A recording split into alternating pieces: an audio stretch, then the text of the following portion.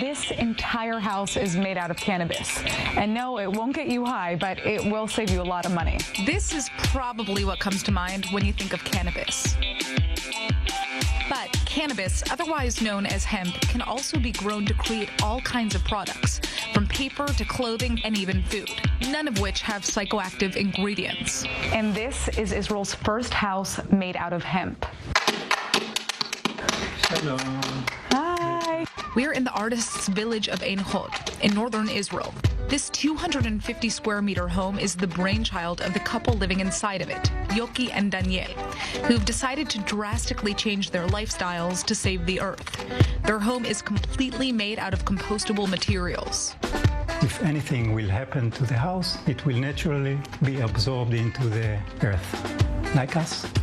All of the stones used to make the bottom of this house were actually sourced locally from these very mountains. The rest of the house has a wooden frame covered in hempcrete. That's concrete made out of hemp, lime, and water. It's known for retaining thermal mass, and it's highly insulating. No pests, no mold, good acoustics, and low humidity. We don't need air conditioning in our house because the walls regulate the temperature to be all year round between 20 and 25 degrees. The whole idea around the hempcrete wall is the fact that the wall is breathing, but it actually sucks the humidity from the air when it's humid, and it pushes humidity from the wall when it's dry. That's our towel hanger. Take a shower, put them here. In the morning, it's dry because the walls sucks the humidity. Best of all, this entire house is designed based on the nature around it. The windows built along the west and the south sides of the house are meant to catch the sea breeze. This service court is built as a wind chimney because it's built facing the north, which means there's no direct sunlight.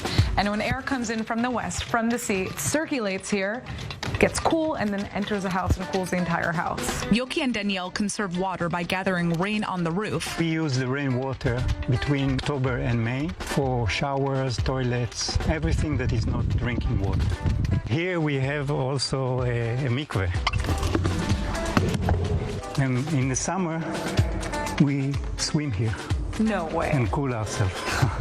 Sounds like a good life.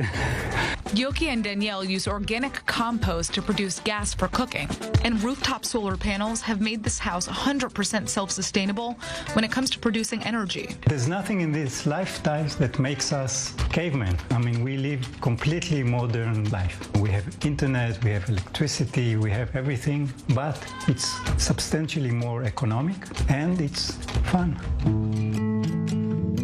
We have a grapefruit, we have an orange tree, we have the clementine tree, eggplants, peppers. We try to grow as much food as we can. We are not yet fully sustainable, but we are on the way. Yoki and Daniel didn't always live this way. For years, they rented apartments in the center of Israel until they bought this plot of land. We had a dream to experience living in a tent. When we purchased this landscape, the first thing we did was to build a youth house, and we lived here for 4 years with our daughter. It was an amazing experience to understand that you don't need a lot to be happy. It happens to be that when you have less gadgets and less things, you are more focused on the nature surrounding you. Today, there are an estimated 500,000 families living in private homes in Israel. That's roughly 2 million people, often paying exorbitantly high utility bills. The best economic investment I did in my life was to place solar panel on my roof, buy an electric car, and get rid of electric bills and gasoline bills. That automatically cut my cost of living in about $600 per month. It takes just 60 square meters of solar panels to provide enough electricity for the 8 people living in this home, and to power 2 electric cars that drive up to 25,000 kilometers a year. So if I wanted to build my own hemp house, I would be looking at paying around $2,200 a square meter? Correct. And that's slightly higher than a conventional home per square meter, which is around $1,700. Correct.